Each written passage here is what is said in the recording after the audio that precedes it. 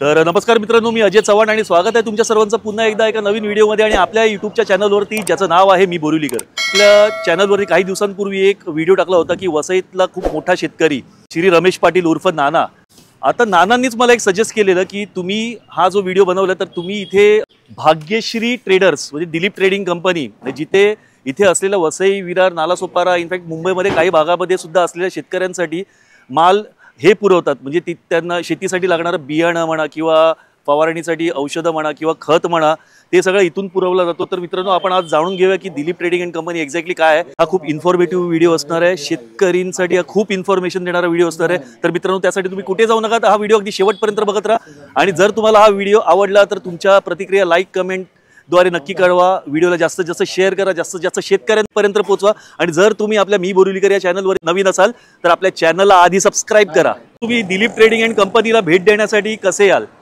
तर हा बघा, हा जो रस्ता आहे ना, हा बघा इथून समोरून रस्ता आहे ना, नालासोपाऱ्यावरून येतो। नालासोपारा स्टेशन अगदी 4 किलोमीटर आहे आणि हा रस्ता जो जातो तो वसईला, आणि हे आहे भाग्यश्री नगर, आणि इथे आहे हा HP पेट्रोल पंप, आणि इथे आहे दिलीप ट्रेडिंग अँड कंपनी। त्याआधी मी तुम्हाला दाखवतो की दिलीप ट्रेडिंग अँड कंपनीचा हा पेट्रोल पंप सुद्धा आहे अगदी या रोडवरतीच। म्हणजे हा जो निर्मळला जाणारा रोड जो आहे, वसईला जाणारा जो रोड आहे त्या रोडवरतीच। आणि हे बघा, त्याशिवाय ना इथे भाग्यश्री गार्डन हॉल हा इथला लँडमार्क आहे, हा इथला अजून एक लँडमार्क आहे। म्हणजे हे भाग्यश्री गार्डन हॉल सुद्धा हे यांचंच आहे, दिलीप ट्रेडिंग अँड कंपनीचं। तर हा बोर्ड सुद्धा तिथे बाहेर आहे बघा, इथे असे हे बोर्ड लागलेले आहेत, भाग्यश्री गार्डन हॉल आणि messrs Dilip trading and company याच रोडवरती आहेत। म्हणजे आपल्याला अगदी सहज असे नजरेत येतील। आणि इथे तो पेट्रोल पंप आहे, मी मगाशी जो दाखवला ना, तो पेट्रोल पंप इथे समोर आहे। हे ते दुकान भाग्यश्री ट्रेडर्स, हे यांचं स्टोर आहे आणि इथे सर बसतात। म्हणजे कोणाला काय खतं वगैरे पाहिजे असते, सरांना ऑर्डर प्लेस करतात, इथून त्यांचं गोडाऊन आहे, तिकडनं ती खतं आणतात आणि हे बघा इथे डीलिंग केली जाते सगळ्या गोष्टींची। आणि हे बघा पुन्हा बघा, अशा प्रकारे तुम्हाला ही वास्तू दिसेल इथे। आणि हा आपला रोड आहे जो मी तुम्हाला सांगितलं की नालासोपाऱ्यावरनं येतो, अगदी 4 किलोमीटर लांब नालासोपारा आहे इथे, आणि हा निर्मळ, वसई ह्या डायरेक्शननी हा रोड जातो। म्हणजे भाग्यश्री नगर असं म्हणू शकतो आपण। आपल्या बरोबर आहेत या दुकानाचे ओनर श्री दिलीप नाईक। शेती उपयोगी बियाणाचं खताचं मागील 30 ते 35 वर्षापासून दुकान इथे आहे। शेती उपयोगी लागणारं सगळ्या प्रकारचे खतं, बियाणं, औषधं आम्ही ते उपलब्ध करत असतो शेतकऱ्यांना। वेळोवेळी सीझन प्रमाणे जे लागतात ते देत असतो। पहिला व्यवसाय आमच्या वडिलांनी, भाऊ नाईक यांनी व्यवसाय चालू केला। नंतर हळूहळू या व्यवसायात मी आणि माझे बंधू, मोठे भाऊ अरुण नाईक, आम्ही त्यांना मदत करत करत यापर्यंत आता आलेलो आहोत। जवळजवळ स्पॅडीच्या सीझनमध्ये भात बियाणं सर्व प्रकारचे उपलब्ध करतो आणि ऑक्टोबर ऑनवर्ड्स आमच्याकडे फळभाज्या, पालेभाज्या या सगळ्या प्रकारचे बियाणं आणि खतं उपलब्ध करतो। आणि त्यावर येणारी निरनिराळ्या प्रकारची रोग किंवा बुरशीजन्य रोगांचा प्रादुर्भाव जर झाला तर त्यांना फवारणीसाठी आम्ही औषधं देत असतो। सेंद्रिय खतही देतो आणि ऑर्गॅनिक केमिकल खतही पण आम्ही त्यांना वेळोवेळी पुरवठा करत असतो आणि रास्त भावामध्ये देत असतो। काही शासनाच्या योजना असतात त्याप्रमाणे काही खतं वगैरे येतात, ते आम्ही उपलब्ध करत असतो। दिलीप ट्रेडिंग कंपनी वाघोली गावामध्ये, वसई तालुक्यात नालासोपारा वेस्टमध्ये, नालासोपारा वेस्ट स्टेशनपासून 4 किलोमीटर आतमध्ये निर्मळ गावाच्या जवळ आहे। दिलीप ट्रेडिंग कंपनी म्हणून ही कंपनी स्थापन जे केली, मूळ त्याचे प्रोप्रायटर भाऊ नाईक, त्यांची मी आता ओळख करून देतोय। भाऊ नाईक यांनी सेंट्रल रेल्वेमध्ये सर्व्हिसला असताना व्हॉलंटरी रिटायरमेंट घेतल्यावर इथे शेतकऱ्यांच्या वेळोवेळीच्या गरजा बघून त्यावेळेला खतं वगैरे उपलब्ध होत नव्हती, तर एक शेतकऱ्यांच्या सोयीचं ठिकाण म्हणून त्यांनी आपलं एक दिलीप ट्रेडिंग म्हणून कंपनी दुकान चालू केलं। 1988 पासून ते 1986 पासून चालू केलं, 26 जानेवारी 1986। तुम्ही आधी रेल्वेमध्ये, सेंट्रल रेल्वेची VRS घेऊन या धंद्यामध्ये उतरलो त्यावेळेला। VRS घेण्याचं मागचं कारण कसं, म्हणजे तुम्हाला इथे ह्या बिझनेसमध्ये, ॲग्री बिझनेसमध्ये तुम्हाला ॲग्री बिझनेसमध्ये पहिलं हे होतं, पण घरची परिस्थिती अशी होती की वडील एकदम आजारी असायचे आणि थोडी शेतीवाडी बघायला इकडे कोणच नव्हतं। मी एकटा आहे पहिल्यापासून, ही मुलं नंतर हाताशी आली, त्यामुळे काय झालं, मिसेस आणि आई होती, तिच्यावर जबाबदारी आली। मी म्हटलं VRS घेतली, 2-3 लोकांना जाणकार लोकांना विचारलं आणि नंतर म्हणे तुम्ही घ्या। तरी मला माझे जे बॉस होते ना ते देत नव्हते. ॲट द एज ऑफ 45 तुम्ही रिटायर घेता म्हणे, रिटायरमेंट लोकांना नोकऱ्या मिळत नाही त्यावेळेला. पण मी बघितलं नाही आहे, थोडंफार पेन्शन मिळेल त्याप्रमाणे भागूया आणि त्याप्रमाणे हे घेतलं. आणि आम्ही थोडीशी आमचीच जागा जी 2 एकर आहे, 2 एकरचा गट आहे तोच म्हटलं आपण. त्यावेळेला इथे डेव्हलपमेंट काय आली नव्हती. म्हटलं आपल्याकडे आपल्याच धंद्यात लक्ष द्यायचं आणि रोड टच आहे, प्राईम लोकेशन आहे, त्यामुळे म्हटलं जरा थोडंसं लक्ष देऊन आपण आपल्याच जागेवर असणं महत्त्वाचं. म्हणून एक छोटीशी इमारत बांधली, त्याच्यातच आम्ही धंदा चालू केला. मग हळूहळू गोदाम वाढवत गेली, व्याप वाढवत. तुम्ही वयाच्या 45व्या वर्षी जेव्हा रिटायरमेंट घेतली, तर 45वं वर्ष वय म्हणजे एक उमेदीचा काळ असतो, ज्या वेळेला आपल्या जबाबदाऱ्या खूप असतात. आणि त्या वयात तुम्ही रिटायरमेंट घेतलीत आणि त्यानंतरचा प्रवास कसा झाला? थोडा व्हीआरएस घेतला. पहिली सुरुवातीला थोडा त्रास झाला कारण मुलं हाताशी नव्हती. त्याच्यानंतर एक हा मोठा मुलगा अरुण जो आहे ना, तो एक 10 वर्ष कामाला होता, BSc केमिस्ट म्हणून फार्मास्युटिकल होता. आणि याला एकट्यावर म्हणून दिलीप ट्रेडिंग याच्यावर जबाबदारी. पण कालांतराने ती कंपनी दिल्लीला हल्ली, त्यामुळे त्यानेही सांगितलं आणि इकडे थोडासा व्याप वाढत गेला, म्हणजे धंद्याचा व्याप वाढत गेला. सेंट्रल प्लेस आहे, जवळपास काही एवढं लोक शेतकऱ्यावरती ठिकाण होतं शेतीच्या दृष्टीने आणि लोकांना गरज पण होती. आणि मी स्वतः शेतकरी असल्यामुळे मला शेतीमध्ये खूप इंटरेस्ट होता, त्यामुळे मी त्याप्रमाणे लक्ष घातलं आणि शेतीवाडीने पण चांगलं मला उत्पन्न दिलं बाय द बाय. आणि थोडाफार हळूहळू स्वरूपात स्वतःच्या शेतीत निरनिराळ्या प्रकारचे प्रयोग करत असताना ज्यातून जे अनुभव आले ते शेतकऱ्यांना सांगून त्या पद्धतीची खतं बियाणं लोकांना आम्ही मार्गदर्शन पण करत गेलो. त्याचा फायदाही शेतकऱ्यांना होतो. त्याचा रिझल्ट आपल्याला दिसतोच आहे. म्हणजे वसई, विरार, नालासोपारा मधले जे काही प्रमुख शेतकरी आहेत, इनफॅक्ट त्याच्यापेक्षा लांबून सुद्धा तुमच्याकडे शेतकरी येत असतील त्यांचं बियाणं किंवा खत वगैरे घेण्यासाठी. म्हणजे नॉट ओनली म्हणजे भाईंदर पासून तिकडे सायवन, मेढा, पारोळ पासून पण लोक येतात. नंतर उत्तन डोंगरी, मालाड पासून पण लोक येतात. आज तर आणखीन वाढलंय आणि मुलांनी लक्ष घातल्यामुळे ते आणखीन खूप फायदा झाला. ते प्रवासाची सुरुवात थोडी खडतर झाली. म्हणजे आता तुम्ही फक्त एकच केलं की तुम्ही फक्त फोकस ठेवला तुमचा, आणि आता त्याचा रिझल्ट जो आहे म्हणजे एवढ्या शेतकऱ्यांना तुम्ही जवळजवळ असिस्ट करतात. 37-38 वर्ष झाली, त्यामुळे चांगल्या 2 तप पूर्ण झाली, त्यामुळे जरा थोडंसं. आणि मुलांनी लक्ष घातलं. खरं म्हणजे मुलं आजचं जनरेशन जे असं आहे, आता मुलं म्हणजे आता मुलं नाही म्हणायची, ते दोघं आता 55 आणि 58 पर्यंत आहेत. त्यामुळे पण त्याने लक्ष दिलं आणि त्याचा फायदा त्यांनाही झाला, मलाही झाला. आणि नाव आय एम रिटायर्ड. तर मित्रांनो, आता आपण इथे दिलीप ट्रेडिंग कंपनीच्या गोडाऊन मध्ये आलोय. तर सर आपल्याला दाखवणार की त्यांच्याकडे सध्या आता कुठला स्टॉक अवेलेबल आहे. त्या जे दिसतंय ते RCF कंपनीचं युरिया म्हणून आहे. 46% नत्र त्याच्यामध्ये असतं आणि वेळोवेळी शेतीला लागणारं नत्राचा पुरवठा या युरिया खतातून होत असतो. आणि RCF कंपनीचं एक उत्तम प्रतीचं युरिया म्हणून आहे, जेणेकरून शेतीच्या वाढीच्या याच्यामध्ये त्याचा उपयोग चांगला होतो शेतकऱ्यांना. हे जे एक्झॅक्टली काय आहे ते सांगा. 46% नत्र असतं त्याच्यामध्ये आणि RCF कंपनीकडून सप्लाय होतो आणि शेतीला गरजेचंही असतं आणि थोडंसं स्वस्तही असतं. जवळ 266 रुपये 45 किलोची बॅगेची किंमत असते, ज्याला शासनाचं अनुदानित करता येते आणि शासनाच्या याच्याप्रमाणे आम्ही त्याचा पुरवठा करत असतो. तर सर इथे काय काय अवेलेबल आहे आपल्याकडे? सध्या हे जे दिसतंय कृषी उद्योग महामंडळाचं 18-18-10 या ग्रेडचं एक खत आहे. दाणेदार मिश्र खत असतं ते. त्याच्यात 18% नत्र 18% असतं, स्फुरद 18% असतं आणि पालाश 10% असतं. हे शेतीच्या वाढीसाठीच लागतं आणि फळांचं आणि याच्या उत्पादन चांगलं येण्याचा त्याचा उपयोग केला जातो. आणि भात शेतीलाही वापरलं जातं. ते भात शेतीला वगैरे आणि दोन्ही गोष्टींना ते उपयोगी. सध्या दुसरं जे आहे ते RCF कंपनीचं सुफला म्हणून जे खत आहे 15-15-15 ही ग्रेड आहे. त्याच्यातही NPK 15-15 असतं. तिन्ही प्रकारची खतं असतात, मिश्र खतं आहे ते सुद्धा. जरा प्रेक्षकांना सांगाल का NPK म्हणजे काय आणि 15-15-15 म्हणजे 15-15-15 म्हणजे काय ते? NPK म्हणजे नायट्रोजन 15% असतं, स्फुरद जे आहे ते 15% असतं आणि पालाश म्हणून P म्हणजे आहे तो पालाश, तो 15% असतो. टोटल वनस्पतीशास्त्र आणि प्राणीशास्त्रामध्ये 12 प्रकारचे अन्नद्रव्य लागतात. त्याच्यातले हे 3 प्रकारचे अन्नद्रव्य असतात. 15, 15 आणि 15 हे या सुफलामधून मिळत असतात. दुसरे जे 3 प्रकारचे कॅल्मॅक्स म्हणून आपल्याकडे जे आहे, कॅल्शियम, मॅग्नेशियम आणि सल्फर म्हणून एक कॅल्मॅक्स म्हणून याच्यातून मिळत असतो. आणि उर्वरित 6 प्रकारची अन्नद्रव्ये ती जमिनीमध्येच असतात. फक्त त्याची नैसर्गिक साखळी तयार झाल्यानंतर त्याची उपलब्ध वेळोवेळी वनस्पती यांच्या वाढीसाठी ती उचल होत असते. त्यासाठी फक्त या 6 प्रकारच्या अन्नद्रव्याची मोठ्या प्रमाणात गरज असते. उर्वरित 6 प्रकारचे जमिनीत उपलब्ध असतात. फक्त यांच्या संयोगातून जी तयार होतात ती पुढे मग त्याची साखळी बनवून ती जमिनीतून त्याची उचल वाढीच्या वेळेला केली जाते. आपल्याकडे जो अवेलेबल स्टॉक दिसतोय हा सगळा फर्टिलायझरचा स्टॉक आहे का सगळं? हो हो. आणि हे झालं केमिकल झालं.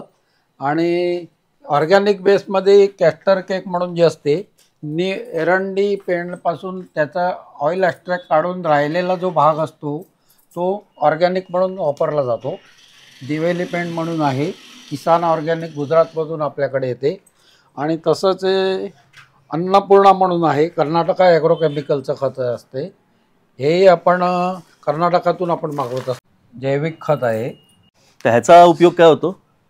याचा जमिनीचा पोत सुधारण्यासाठी. अच्छा, ह्याचा पण म्हणजे जमिनीचा पोत सुधारण्यासाठी. केमिकलचा प्रमाणापेक्षा जास्त वापर जर केला तर काही वेळेला साईड इफेक्ट येऊ शकतात आणि जमिनीचा पोत खराब होऊ शकतो. म्हणून हे सेंद्रिय खताचा पुरवठा पण आम्ही शेतकऱ्यांना वेळोवेळी करत असतो. अच्छा, म्हणजे हे पण भाज्यांसाठी, म्हणजे इथे बघा भाज्यांची सगळी फळभाज्या पालेभाज्यासाठी वापर होतो त्याचा. फळांना एक प्रकारची नैसर्गिक शायनिंग येते, चमक येते आणि थोडंसं प्रतिकारशक्ती झाडांची वाढते. मग याचा उपयोग आपण भात शेतीमध्ये करतो का? सर्व सगळ्यासाठी जातो.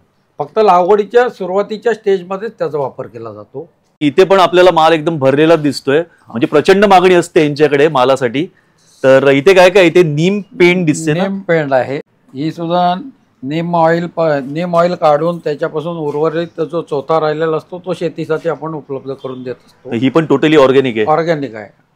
हे पण आपण गुजरातवरून मागवतो, किसान ऑर्गॅनिक म्हणून, किंवा काही वेळा सोलापूरवरून पण आपल्याकडे येते. हे 18-18-10 ग्रेड आहे, मिश्र खतच आहे.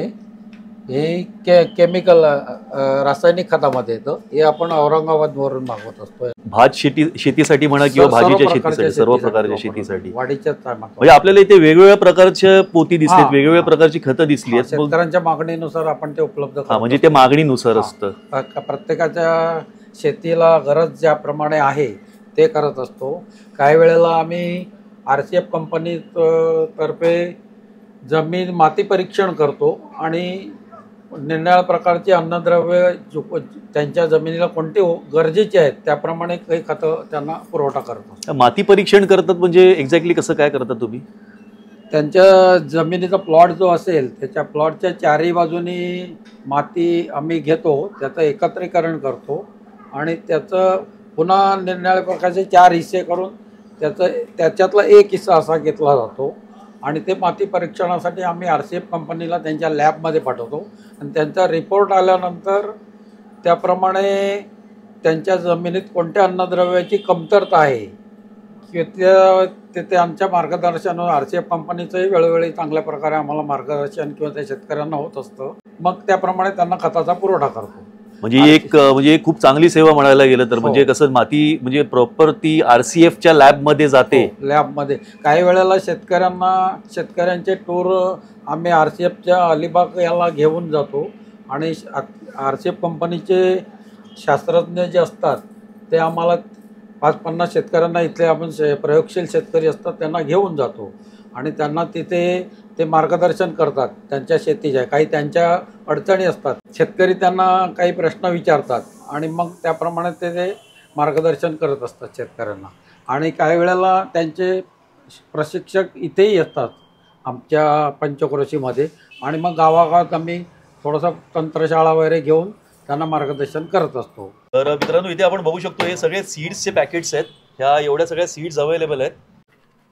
ही कसली, ही हिरवी भेंडी आहे, हा भोपळा आणि ही पण. ह्या 2 भेंडींमध्ये फरक आहे? सेमच आहे, फक्त ब्रँड वेगळे आहेत. हा दुधी आहे आपला, कारली आहेत, शिराळी आहेत, लाल मुळा मित्रांनो, आणि हा गळका ना, गोसाळ, हा बॉटल गार्ड, आणि हिरवी वांगी आहेत. तर ह्या सगळ्या सीड्स तुमच्याकडे अवेलेबल असतात, ह्या व्यतिरिक्त पण असतात का? हो, या व्यतिरिक्तही असतात. हे काय? चवळी. चवळी. अच्छा मित्रांनो, ही चवळी आहे. आणि ही बघा, ही गवार आहे. मग ह्या सीड्स कुठले आहेत? सगळ्या हायब्रिड आहेत का? हो, हायब्रिड बियाणे. आणि हा जो आहे पालक वगैरे असतं, कॉरिंडर असतं, दुर्गा सीड चंदीगडहून येतो माल. अच्छा, म्हणजे मल्टिपल सीड्स असतात याच्यामध्ये? मल्टिपल सीड निरनिराळ्या प्रकारचे असतात. किती किलोचं पॅकेट आहे हे 3 किलोची बॅग असते. आणि कसं आहे ते, प्राइस काय त्याची? त्याचे 3 किलो जवळजवळ 140 रुपये पर केजी आहे. म्हणजे 400 रुपये 420 रुपयापर्यंत बॅग आम्ही शेतकऱ्यांना पुरवत असतो. आणि आपल्याकडे सीड जे अवेलेबल असतं ना, ते सगळं हायब्रिड असतं का? काही ओपी व्हरायटी पण असतात, काही हायब्रिड पण असतात. मोस्टली आता चांगल्या प्रकारचे उत्पादन घेण्यासाठी शेतकरी वर्गही हायब्रिड बियाणाकडे वळालेला आहे. काय फरक काय हायब्रिड आणि रेग्युलर मध्ये? उत्पादनामध्ये फरक पडतो. हायब्रिडला जास्त उत्पादन मिळतं मध्ये आपल्याला. उत्पादन 1.5 ते 2 पटीने वाढते ते आणि तर खर्च कमी येत असतो. ते बरोबर आहे. एका शेतकरीच्या दृष्टिकोनाने आपण बघायला गेलो तर प्रतिकार शक्ती त्याची चांगली असते. म्हणजे प्रक्रिया केलेली असते ना, प्रक्रिया केलेली असते. बरं सर, एक सांगाल का, हे बियाणं तुमच्याकडनं आपण घेतलं तर त्याचा वापर कसा करायचा? म्हणजे डायरेक्ट आपल्याला ते रुजत घालायचं का, की काय प्रक्रिया करावी लागते आपल्याला? प्रत्येक बियाणाचा वेगळ्या पद्धतीने वापर केला जातो. काही बियाणं असतात ते सुरुवातीला खतामध्ये मिक्स करून पालेभाज्या वगैरे टाकल्या जातात. ते 40 ते 45 दिवसात उगवण होऊन त्याची कापणी केली जाते आणि मुंबई, आमचं वसई विरार नालासोपारा बाजारपेठेमध्ये त्याचा पुरवठा होतो. काही जे भोपळा वगैरे आहेत त्याला 70 दिवसापर्यंत जातात. बॉटल गार्ड आणि बिटर गार्ड म्हणजे कारले वगैरे जे आहेत ते त्याचं 50 दिवसामध्ये उत्पादन चालू होतं. सीडचं जर्मिनेशन पर्सेंटेज काय आहे आपल्याकडे? जर्मिनेशन कंपनीचे रेकमेंड केलेल्यामध्ये 60 ते 70% जर्मिनेशन असतो आणि ते त्यांच्या पॅकेट्सवर असं त्याचं डिटेल्स दिलेले असतात आणि ते शेतकऱ्यांनाही वेळोवेळी आम्ही मार्गदर्शन करत असतो, त्याप्रमाणे ते लागवड करतात. सर, जरा व्ह्युअर्सला सांगाल का, जर्मिनेशन पर्सेंटेज म्हणजे हा टर्म म्हणजे काय असतो एक्झॅक्टली? कंपन्या आपल्या लॅबमध्ये उत्पादन केलेलं जे बियाणं असतं त्याची टेस्टिंग करतात आणि टेस्टिंग केल्यानंतर त्याची प्युरिटी किती आहे ती चेक केली जाते आणि त्याप्रमाणे ते यांच्या पॅकेट्सवर ते सगळं मेन्शन केलेलं शासनाच्या असतं. मानांकनाप्रमाणे त्याचे डिटेल्स दिलेले असते. उत्पादन झाल्यापासून ते त्याचं लॅब टेस्ट झाल्यानंतर जर्मिनेशन किती आहे ते डिटेल्स तिथे दिले जातात आणि ते व्हॅलिडिटी पण दिलेली असते आणि त्याची मॅक्झिमम रिटेल प्राईस पण दिलेलं असते आणि ते मॅक्झिमम रिटेल प्राईस दिलं तरी आम्ही शेतकऱ्यांना माफक दरात उपलब्ध करतो. आता काही असे गार्डनर्स जे आहेत ज्यांना आहे ना, आता कमी प्रमाणात शेती करायची, कमी प्रमाणात म्हणजे टेरेस गार्डनवरती त्यांची शेती करायची असते, तर त्याला तुम्ही लूज देता का? त्याप्रमाणे आम्ही काही त्या सीझनप्रमाणे उपलब्ध करून देतो. ते त्यांचं पॅकेज असतात, ते पॅकेट्स उपलब्ध करून देत असतो त्यांना. म्हणजे आता समजा, आता हे भाजीची जे सीड्स जे आहेत त्यामध्ये जास्त प्रमाणात विक्री तुमची कोणत्या सीझनमध्ये होते? ऑक्टोबर ऑनवर्ड्स फळभाज्या आणि पालेभाज्यांचं होतं.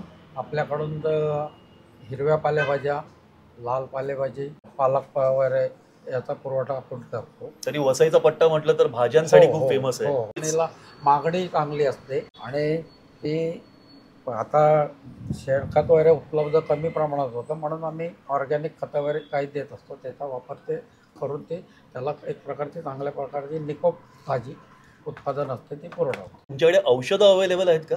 हां, सर्व प्रकारचे हवामानानुसार त्याला रोगाचा प्रादुर्भाव होतो.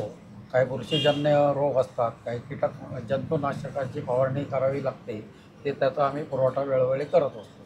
किंवा काही वेळेला तणही शेतीमध्ये वाढतं, तणाचा काढण्यासाठी खर्च वाढतो, मजूर प्रॉब्लेम इथे शेतकऱ्यांना होतातच. मग त्यावेळी काही अशी तणं आहेत की जे पिकाला काही त्रास देत नाही पण त्याची फवारणी केली की ते तणनाशक मरून जातात आणि पिकाला काही त्रास होत नाही. तुमच्याकडे आता अवेलेबल असलेली जरा औषधं दाखवाल का, लिक्विडमध्ये काय आहेत ते? हो ना, बघूया. तर आपल्याबरोबर आहेत आता दिलीप सरांचे भाऊ श्री अरुण नाईक. तर सर, काय माहिती द्याल तुम्ही? मी अरुण नाईक, आम्ही दोघे आणि भाऊ दोघांना मी हा धंदा सांभाळतो. मी स्वतः सायन्स ग्रॅज्युएट आहे, पण गेले 25-30 वर्ष आम्ही याच धंद्यात आहोत आणि शेतकऱ्यांना म्हणजे वेगवेगळे प्रॉडक्टविषयी माहिती देण्यासाठी आम्ही ते अविरत सेवा करत असतो. चांगल्या प्रकारचे प्रॉडक्ट्स कशासाठी वापरायचे, काय त्याविषयी माहिती देण्यासाठी आम्ही झटत असतो इकडे. तर आपल्याला आता सरांनी खूप छान माहिती दिली, म्हणजे खतांबद्दल माहिती दिली, सीड्सबद्दल माहिती दिली. तर आता इथे बघा, इथे हे सगळे म्हणजे एक लिक्विड्स आहेत, ते सगळे म्हणजे फवारणीसाठी उपयुक्त असणारे. तर काय म्हणजे याच्यात काय काय सांगाल का? पहिलं हे जसं एक तृणनाशक आहे. शेतीमध्ये कचरा उगवतो, तो कचरा उगवण्यासाठी आजकाल मजूर वर्ग मिळत नाही आहे, त्यामुळे कचरा मारण्यासाठी हे ग्लायफोस्फेट म्हणून याचा घटक असतो. हे औषध मारल्यानंतर शेतीचा खर्च तृण हे मरून जातात. विडीसाइड्समध्ये त्याच्यामध्ये एक हे थोडंसं स्लो गोईंग असतं. त्याच्यामध्ये दुसरं एक हेरॅक्विट असते, त्याच्यात पॅराक्विट डायक्लोराईड असते. हे झटपट होते. याच्याने दुसऱ्या तिसऱ्या दिवशी ते शेतीचं तण आहे ते मारायला लागतं. त्यावेळी हे औषधं फवारणी केली प्रिस्क्राईब क्वांटिटीने, तर दुसऱ्या तिसऱ्या दिवशी ती औषधं हे मारायला सुरू. त्याच्यानंतर काही अशी औषधं आहे, ते बीजनाशक म्हणतात त्याला. ही पेंडंट म्हणून पेंडीमिथिलीन असते याच्यामध्ये. शेतीच्या मध्ये अगोदर बियाणं टाकायच्या अगोदर हे औषधं फवारणी केली की ते जे अनवॉन्टेड जे हे आहेत ते आपल्याला नको आहेत, ते त्यांची वाढ थांबवते पूर्ण. मग आपले जे मेन क्रॉप जे असतं त्याच्या वाढीसाठी हे उपयोगित असते. हे नॅनो युरिया आहे. आता गव्हर्नमेंटला एक नॅनो युरिया म्हणून गव्हर्नमेंटने लॉन्च केलेलं आहे. नॅनो युरिया जे युरियाचं एका गोणीचं काम करणं जाते. याच्यामध्ये नत्रच असते. इतको कंपनीचं आहे, RCFने टायप केलेलं आहे. एका गोणीचं हे काम करते. 10 लिटरला जवळजवळ 50 ते 60 मिली औषध टाकलं की एका पंपामध्ये काम होऊन जाते. त्यामध्ये हे टॉनिक आहे, जसं हे बहार म्हणून आहे. शेतीला वाढीसाठी म्हणजे बहार येण्यासाठी, बाग चांगल्या येण्यासाठी हे बहार औषध म्हणून टाटा कंपनीचं आहे. हे एक रेडोमिल म्हणून येते. हे बुरशीनाशक आहे. शेतीवर वेगवेगळ्या प्रकारची बुरशी येतात, त्या बुरशीच्या कंट्रोलसाठी हे औषध वापरलं जाते. हे पावडर आहे. याच्यामध्ये मेटॅलेक्झिल आणि मँकोझेप असते. सगळी औषधं पाण्यामध्ये प्रिस्क्राईब क्वांटिटीलाच टाकायची असतात. म्हणजे सगळं ते इन्फॉर्मेशन त्याच्यावरती दिलेली आहे. ती आम्हालाही त्याचे नॉलेज असतं, त्यामुळे मी वेळोवेळी शेतकऱ्यांना देत असतो की कुठली क्वांटिटी किती ml टाकायची असेल. एखाद्या वेडीसाईड असेल ते किती ml लागते, पेस्टिसाईड असेल तर किती ml लागते, फंगीसाईड असेल तर किती वेळ लागते, ते आम्हाला सगळं नॉलेज असतं. आम्ही ते वेगवेगळे सेमिनार पण अटेंड करत असतो, ते आम्ही शेतकऱ्याला डिलिव्हर करत असतो. सेमिनार असतील तर त्यासाठी समजा तुम्हाला माझ्या व्ह्युअर्सनी कॉन्टॅक्ट केलं तर तुमचे नंबर मी डिस्क्रिप्शन बॉक्समध्ये देतोच आहे, शिवाय स्क्रीनवरती पण मी शेअर केलेलेच आहेत. ही प्रोफेनॉक्स आणि सायफरमेथ्रिन म्हणून एक घटक असतो याच्यामध्ये. प्रोफेनॉक्स आपल्या म्हणजे फळबाजावर अशी हिरवी कीड असते, त्या हिरवी किडीसाठी हे औषध वापरलं जातं.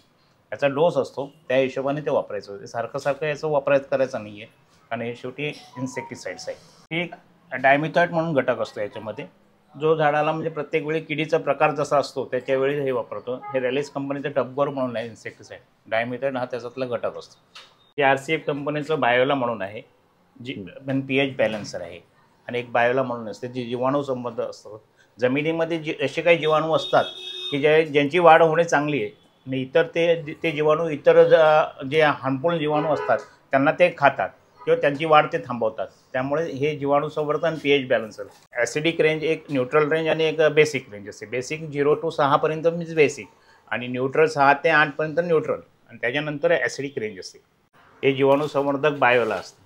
हे जमिनीचे चांगले जीवाणू वाढ होण्यासाठी याचा वापर केला जातो. हे परत उत्पन्न वाढवण्यासाठी याचं काम होते.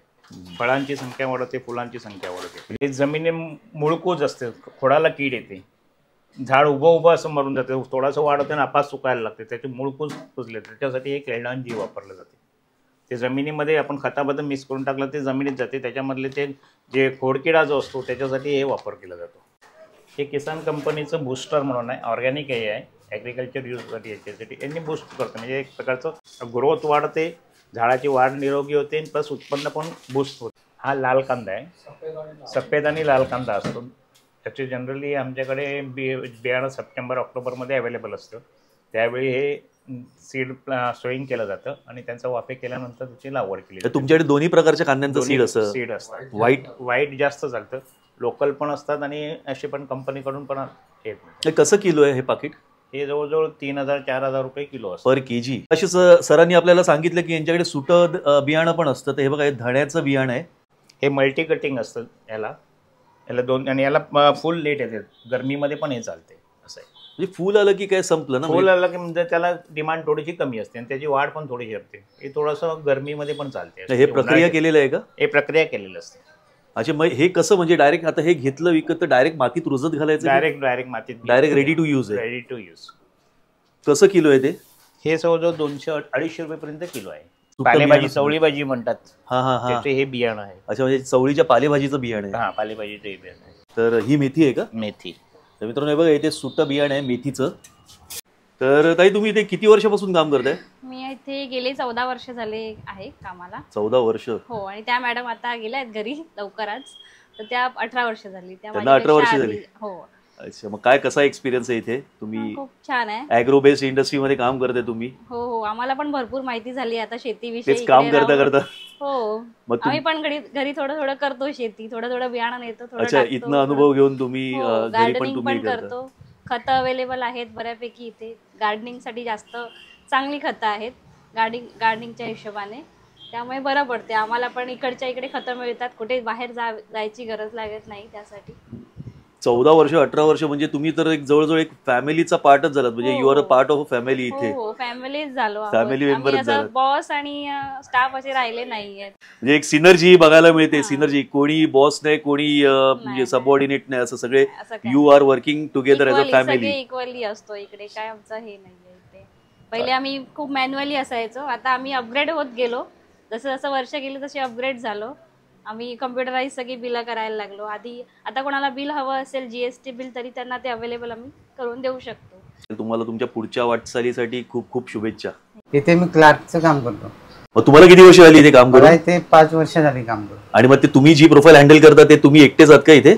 आणि अजून एक सहकारी आहेत आमचे. अच्छा, मग कसं वाटतं तुम्हाला इथे काम करून? खूप छान वाटतं. कंपनी खूप छान आहे ना इथे? कारण की इथे आपल्याकडे असा स्टाफ पण आहे की काही ना 18 वर्ष आली आहेत, 14 वर्ष आली आहेत, तुम्हाला 5 वर्ष आली आहेत. तर तुमची पुढची पण जर्नी इथूनच कंटिन्यू हो, हीच अपेक्षा ठेवतो आम्ही. आणि तुम्हाला तुमच्या पुढच्या वाटचालीसाठी खूप खूप शुभेच्छा. भाजी, चवळी भाजी, सगळं शेतकऱ्यांना सहकार्य करता असं आम्हाला सरांनी सांगितलं. तर किती वर्ष झाली आपल्याला इथे? 10 वर्ष. 10 वर्ष झाली. मग काय म्हणतो, अनुभव कसा आहे तुमचा इकडचा? खूप छान वाटतं ना? तर मित्रांनो, माझ्या बरोबर आहेत आतिश नाईक. आपण कोणाचे सुपुत्र? अच्छा अच्छा अच्छा. मग तू काय करतो? मी एमबीबीएस करतोय. मी आता लास्ट इयर एमबीबीएस ला आहे आता. ओके, मग एमबीबीएस करता करता दुकानाकडे पण लक्ष असतं आपलं? हो हो, आता सुट्टी लागली म्हणून इकडे आला की आम्हाला व्यवसायात मदत करत असतो. हा हा हा. आणि त्यालाही थोडी शेतीची आवड आहे. हो हो, तेच. आणि आता मला सरांनी विचारलं की काय एक्सपिरियन्स, माझा एक्सपिरियन्स कसा होता? तर एक्सपिरियन्स कसा आला इकडे? खूप छान वाटलं मला. इनफॅक्ट मित्रांनो, आपण एक व्हिडिओ बनवलेला, इन्फॉर्मेटिव्ह व्हिडिओ होता. वसईतला सर्वात मोठा शेतकरी म्हणजे आपण बघितलं की श्री रमेश पाटील उर्फ नाना यांची शेती आपण बघितलेली. आणि खूप मोठा विस्तार होता, म्हणजे 11 एकर आणि वयवर्ष किती? 69. तर नानांनी आम्हाला सांगितलं की तुम्ही यांना पण नक्की भेट द्या. तर मित्रांनो, त्याप्रमाणे आपण इथे भेट दिलेली आहे दिलीप ट्रेडिंग अँड कंपनीला. चांगली इन्फॉर्मेशन मिळाली कृषी विषयक आणि खूप चांगली माहिती मिळाली आपल्याला. तर मित्रांनो, तुम्हाला व्हिडिओ कसा वाटला तर त्याबद्दलच्या प्रतिक्रिया तुम्ही कमेंट बॉक्समध्ये कमेंटद्वारे नक्की कळवा. आणि जर तुम्ही आपल्या मी बोरिवलीकर या चॅनलवरती नवीन असाल तर आपल्या चॅनलला आधी सबस्क्राईब करा.